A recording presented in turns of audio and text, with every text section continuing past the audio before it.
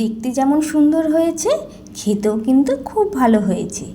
আর এত নরম তুলতুলে যে মুখে দিলে এক নিমিষে মিলিয়ে যাচ্ছে। তাহলে জানতে তো ইচ্ছা করছে কী বানিয়েছি আজকে। তো চলুন দেখে নেওয়া যাক। এখানে আমি এঁচড়গুলোকে এইভাবে মোটা মোটা ডুমু ডুমু করে কেটে নিয়েছি। আর এঁচড় কাটতে যা ঝামেলা সে তো আপনারা সবাই জানেন। হাতে আটা মেখে একাকার, তেল দিলেও যেন সেই আটা আর যায় না। তো কাটতে মোটামুটি সবাই পারে, তাই সেই ভিডিওটা আর দিলাম না। এখানে দেখুন আমি এখানে কড়াইতে দিয়ে দিয়েছি জল, আর এবার দেব নুন আর হলুদ। বুঝতেই পাচ্ছেন যে এবার এঁচড়টাকে সেদ্ধ করার পালা। হ্যাঁ, এঁচড়টাকে এইভাবে দিয়ে আমি সেদ্ধ করে নেব, কিন্তু ভাপাবো না, কিন্তু ভালো মতো এঁচড়টাকে আমি সেদ্ধ করে নেব। আর এঁচড়ের যে ভিতরে দানাগুলো রয়েছে, দানার পিছনে কিন্তু পাতলা একটা খোসা থাকে, সেই খোসাটাকে আমি বাদ দিয়ে নিই কাটার সময়, কারণ সেটা করতে গেলে অনেকটা সময় লাগবে। তাই জন্য আমি সেদ্ধ করে ওইটাকে পরে ফেলে দিয়েছি। যখন আমি এঁচড়টাকে সেদ্ধ করে নিলাম, তারপরে ওটাকে ছাড়িয়ে আমি ফেলে দিয়েছি। তো আমি এখানে নুন আর হলুদ দিয়ে ভালো করে জলের সাথে গুলে নিলাম, নিয়ে তারপরে এঁচড়গুলোকে দিয়ে ঢাকা দিয়ে রাখলাম। এটা কিন্তু প্রেশার কুকারে সিটি দিয়ে নিলেও হয়ে যায়, সেটা একটু তাড়াতাড়ি হবে। তো আমি কড়াইতেই করেছি। দেখুন এঁচড়টা কত সুন্দর সেদ্ধ হয়ে গেছে। এবার আমি সব এঁচড়গুলোকে কিন্তু ভালো করে ভেঙে নিচ্ছি। এইভাবে কিছুক্ষণ করার পরেও দেখলাম এঁচড়টা ঠিকঠাক যেন মনের মতো হলো না, কেমন যেন চেয়ে চেয়ে রয়েছে। আমি তাই কী করলাম, মিক্সিতে একটু ঘুরিয়ে নিলাম। আর তাতে করতে গিয়ে কি হয়েছে, একটু জল দিয়েছি, যাতে হয়ে গেল আমার সেটা পাতলা। যেহেতু আমি প্রথমবার করছি তো তাই ঠিক বুঝতে পারলাম না, কিন্তু খেতে কিন্তু খুবই ভালো হয়েছে। এটা যদি আপনারা নিজেরা ঘরে করে খান তাহলে বুঝতে পারবেন যে আমি সত্যি বললাম না মিথ্যে বললাম। সে বাদ দিন, সে যাই হোক।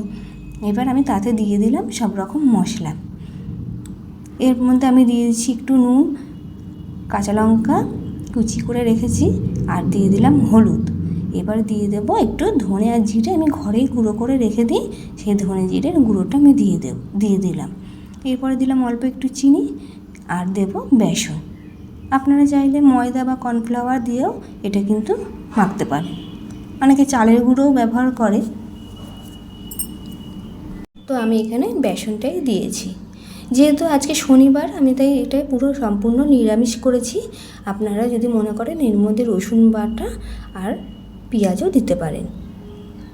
এবার সব রকম উপকরণ আমার দেয়া হয়ে গেছে। এবার আমি এটাকে ভালো করে মেখে নেব। এটা চামচের সাহায্যেও মাখা যায়, কিন্তু হাত দিয়ে মাখলে ঠিকঠাকভাবে মাখাটা হয়। দেখুন আমি ঠিক আস্তে আস্তে করে মেখে নিচ্ছি। দেখে তো বুঝতেই পারছেন ভালোই পাতলা হয়ে গেছে। কী আর করবো, তাই বড়ার মতো করেই ভেজে নিলাম। ভেবেছিলাম অন্য কোনো শেপ দেবো, কিন্তু সেটা আর হলো না, বড়ার মতো করেই ভাজতে হলো আমাকে। সবগুলো এক এক করে আমি ভেজে নিলাম। এই গরমে আগুনের সামনে দাঁড়িয়ে রান্না করা কিন্তু খুব কষ্টের, আর তারপরে সেটাকে আবার ভিডিও করা, সেটা আরও কষ্টের। কিন্তু সব কষ্ট ক্লান্তি দূর হয় কখন জানেন তো, যখন রান্না করার পরে, রান্না করে বাড়ির লোক খেয়ে যখন বলে খুব ভালো হয়েছে তখন। আর এই রান্না করে যে ভিডিওটা আমি করছি, যদি একদিন তাতে সফলতা পাই, তখন সব ক্লান্তি আমার দূর হয়ে যাবে। প্রতিটা মানুষেরই দরকার নিজের পায়ে দাঁড়ানো, নিজেকে স্বাবলম্বী করা, ঠিক কি না বলুন? সবসময় পরাধীন জীবনযাপন কাটাতেও ভালো লাগে না। তো আমি এখানে বড়ার শেপে সব আস্তে আস্তে দিয়ে দিচ্ছি।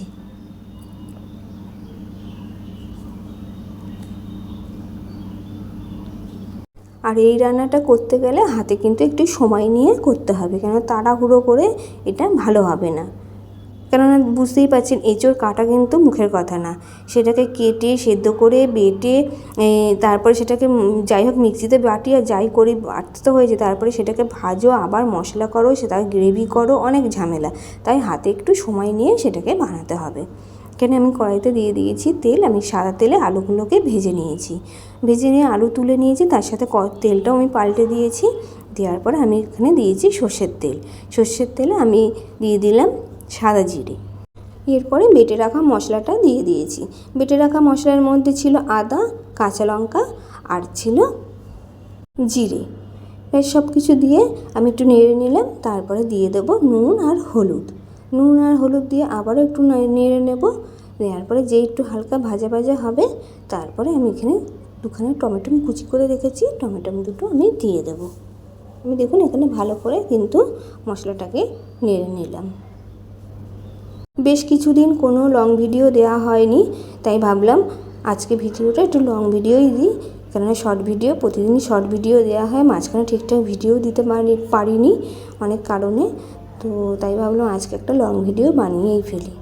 দেখুন টমেটোগুলো দিয়ে আমি কিন্তু সেদ্ধ করে নিলাম। টমেটোগুলো কিছুক্ষণ রাখলেই টমেটোটা কিন্তু ভালো সেদ্ধ হয়ে গেছে, আর কালারটাও কিন্তু খুব ভালো হয়েছে। আমি আবারও একটু নেড়ে নিলাম, আর টমেটোগুলোকে একটু খুন্তির সাহায্যে ভেঙে ভেঙে দিলাম, পুরো ঘেটে দিলাম,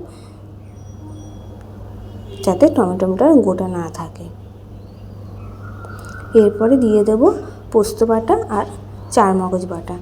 কাজু বাটাও দেওয়া যায়, তো আমি এখানে পোস্ত আর চারমগজটাই দিয়েছি, যেটা আমার ঘরে রাখা ছিল আমি সেটাই দিয়েছি।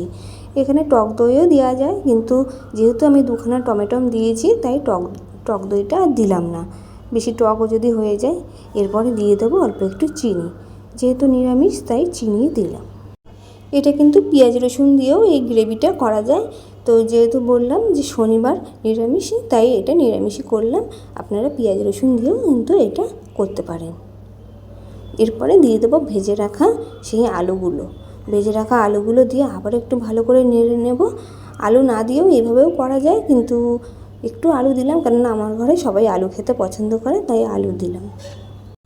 ভালো করে মশলাটা কষিয়ে নিয়েছি। এরপরে দিয়ে দেবো জল। জল কিন্তু আমি এখানে খুব বেশি দেবো না, অল্পই জল দেবো, কেননা এটা কিন্তু ঝোল ঝোল হবে না, একদম শুকনো শুকনো গা মাখা হবে, তাই এখানে আমি অল্প জলই দিলাম। মনে হচ্ছে আর একটু জল দিতে হবে, আমি তাই আর একটু জল দিয়ে দিলাম। দিয়ে এবার আমি এটাকে ঢাকা দিয়ে রেখে দেবো, যাতে আলুগুলো সেদ্ধ হয়ে যায়। কিছুক্ষণ রেখে দেওয়ার পরে আমি ঢাকা তুলে নিলাম। আলুগুলো কিন্তু আমার খুব ভালো সেদ্ধ হয়ে গেছে।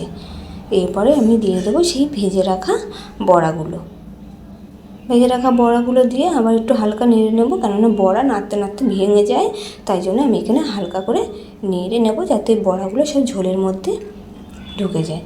আর ঝোলটা এত ঝোল রয়েছে, একটু পরে দেখব যে একটুও ঝোল থাকবে না। নামানোর 10 মিনিট পরে দেখলাম একদম কিচ্ছু নেই, সব বড়াতে শুষে নিয়েছে। ঢাকা তুলে নিয়ে আমি এখানে দিয়ে দিলাম গরম মশলা। গরম মশলা দিয়ে আবারও একটু ভালো করে নেড়ে নেব। আমার কিন্তু রেডি হয়ে গেছে এঁচোড়ের কোপ্তাই বলুন বা এঁচোড়ের বড়া করে ঝোল, যেটাই বলুন না কেন, এটা কিন্তু আমার তৈরি হয়ে গেছে। আমি কিন্তু এটা প্রথমবার করছি, তাই একটু তো অসুবিধা হচ্ছে, কিন্তু খাওয়ার স্বাদ কিন্তু কিছু বুঝতে পারিনি, যে প্রথম করে যে খেতে খারাপ হয়েছে সেটা কিন্তু বুঝতে পারিনি। এবার নামানোর আগে দিয়ে দেবো উপর থেকে একটু ঘি। নিরামিষ রান্না একটু ঘি দিলে কিন্তু খেতে ভালো লাগে, আর এই ধরনের রান্নাতে একটু ঘি দিতেই হয়। ব্যাস আমার তৈরি হয়ে গেল এঁচোড়ের কোপ্তার ঝোল। তো এইভাবে আপনারা বানিয়ে খেয়ে দেখবেন বাড়িতে, ভালো লাগে। অনেকেই জানে, আবার যারা জানে না তাদেরকে বলছি আবার বানিয়ে খেলে খুব ভালো লাগবে। টাটা আজকের মতো।